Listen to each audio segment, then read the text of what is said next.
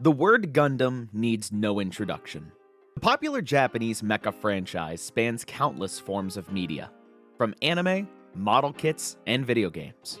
When you say something looks like a Gundam, you know damn well what you're talking about.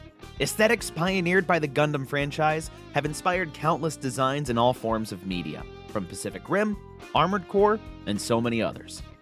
Now, I'll fully admit, Gundam is a hobby I only got recently fascinated with.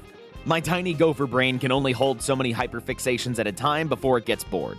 It's like Legos for adults. The satisfaction of opening up a package and building these boys from scratch is the type of fulfilling experience I can't really put into words. Also, please excuse the panel lighting job, I'm just a wee baby boy, okay, thank you. With that being said, my actual knowledge of the inner workings of this world and the lore of Gundam is next to nothing. I may not know what a salami is. Oh wait, yeah I do. Or a dominatrix, or an ass s'more, or a gym. But I know damn well what a good FPS game is. And man, I can't sing the praises of Gundam Evolution enough. On the surface, there may be some blemishes in terms of its free-to-play structure, but man, if you like giant robots and games where you shoot, and make the happy chemical go, then Gundam Evolution is exactly what you came here for. Gundam Evolution is a team-based hero shooter based on the Bandai franchise known simply as Mobile Suit Gundam. In 6v6 matches, you face off in your typical array of hero shooter game modes. Capture the point, plant the bomb, kill the thing, repeat. While Overwatch may have a leg up on this game in terms of game mode variety, the real draw of this game is the mobile suits themselves. Now, some people may only have the gray matter capacity to relate characters in a video game to the media that they've consumed on, so I'll just lay out the cast like this. Perfect. Also, pretty please give this video a like. That collage took way too much time to make, please! Unlike Overwatch, there's not really a set role that one team desperately needs to have filled in order to get the job done. Sure, there's characters with healing abilities, there's really only one true tank in the game, and some characters who are so damn close to Blizzard copyright infringement that I can hear Bobby Kotick knocking at my door. Me, Goku! The long and short of it is that this cast, while not huge, basically brings their own flavor of giant robot to the table in such a way you don't really need to lump them into buckets. So I'm gonna go ahead and lump them into a few buckets. The melee Gundams are small in numbers, but not small in damage. These guys are the assassin archetype. They fly in, deal big damage, and they get out of there before their Grubhub delivery gets cold. This category is taken up by Gundam Exia, Barbados, and Melee Zaku. Yes, they had to call him Melee Zaku because that's what he is. Leave him alone, he's trying really hard, okay? I'd have to say that my favorite of this bunch is probably Barbados. I've been meaning to watch Iron-Blooded Orphans for a while now, but of what little I know of him, his primal savagery is something not typical in your normal giant robot. 90% of the time, his gameplay makes you feel...俺はオルガに言われたんだ。あんたをやっちまえってさ! I'm taking shots at the enemy. I'm gonna make it to the top, leave a legacy. ミカはな、強くなくちゃ生きていけないことを知ってるんだ。Anything. I pop with the new rock, electronic, blow the sonic roof up. I'm too honest when I take a few shots. They're too toxic.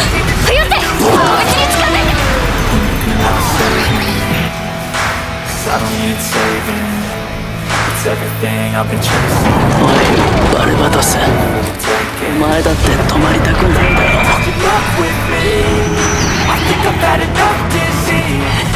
I'm sick of all the bad thoughts, people who won't have fun. God damn it, Dan! Exia is no slouch either. Again, skirting the lines on inspiration here, but I was a rabid Genji main back in the day, so Exia feels right at home to me. If you're an impatient fucker like me, you'll love these guys the most. Sazabi is the best parts of a tank, all wrapped in a giant angry space colonizing mech.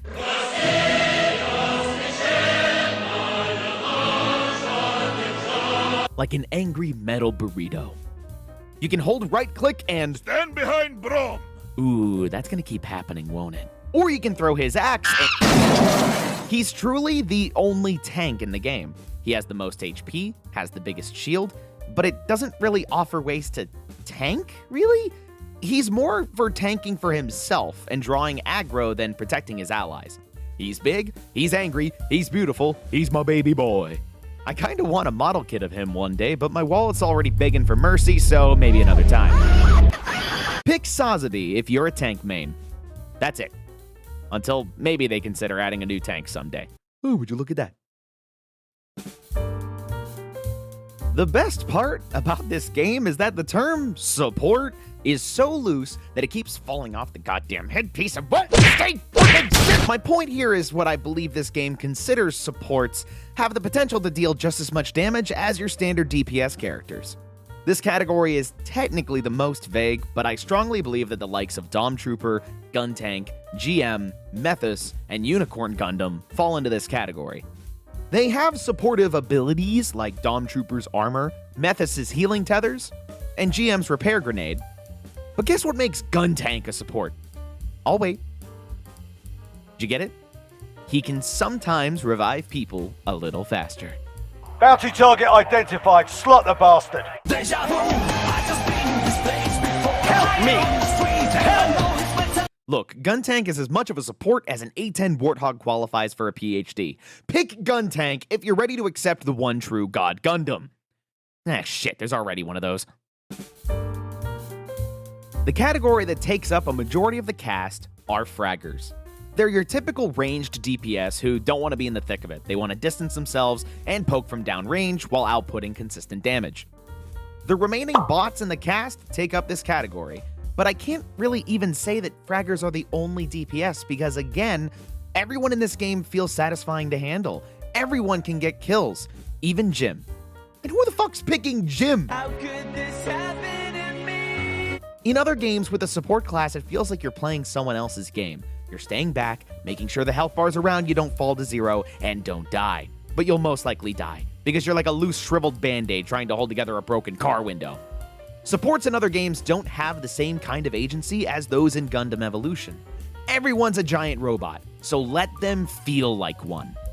Beyond that, you have your typical capture-the-point team-based objectives that roll through every single match. You have a ranked mode and a casual mode, and you have an in-game shop. And almost shockingly, a loot box system. What kind of blows my mind is that Overwatch 1 got flack for including loot boxes in a $60 game, as it rightfully should. And now that Overwatch has gone free to play with its sequel, people are begging for loot boxes back. Gundam Evolution, while some of its prices are egregious, it's not lying about what it is. It's a free-to-play game from the start. There wasn't a legacy crowd of Gundam Evolution players who are being scammed here. It's a free-to-play game with a battle pass and loot boxes. The battle pass grind isn't even that bad either.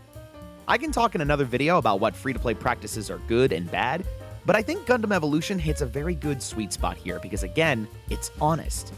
And you know what? There's a damn good FPS game wrapped up in all of that.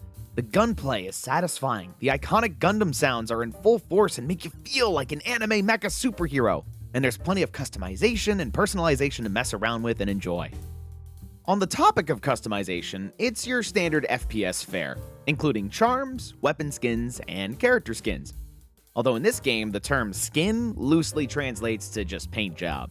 I think Bandai just wants to be careful with messing with the character silhouettes here because they want to make sure you know what you're actively shooting at. So you just get cooler and cooler looking paint jobs for the same base model, which is fine most of the time. Although I do see in some more recent skins that they're experimenting with switching around just a few parts, so hey, maybe we'll see something more robust in the future. You could of course always paint your Gundam, Jobby! Wait, a fucking Jobby the Hong reference? What kind of channel is this anyway? I have enough toys as it is. That, and for the most part, the cast is actually decently balanced, so if you latch on to one particular robot boy, you'll enjoy the heck out of them no matter what. At the end of the day, I like me some giant robots. If you've been stuck in the Titanfall 2 matchmaking for the past 3 years like I have, God save my wretched soul, then I think I've got another giant robot shooter that you'll want to take a look at. So that was Gundam Evolution, a game that, while not very ambitious in terms of its approach, is still a damn fine time, and hey, I think it'd even be better with friends. If this video made you feel some kind of way about giant robots, why don't you go ahead and hit that like button for me, and if you want to stick around for more, go ahead and hit subscribe. But as always, I've been your host all night, and until next time, don't forget to stay loved, keep loving, and have a wonderful night.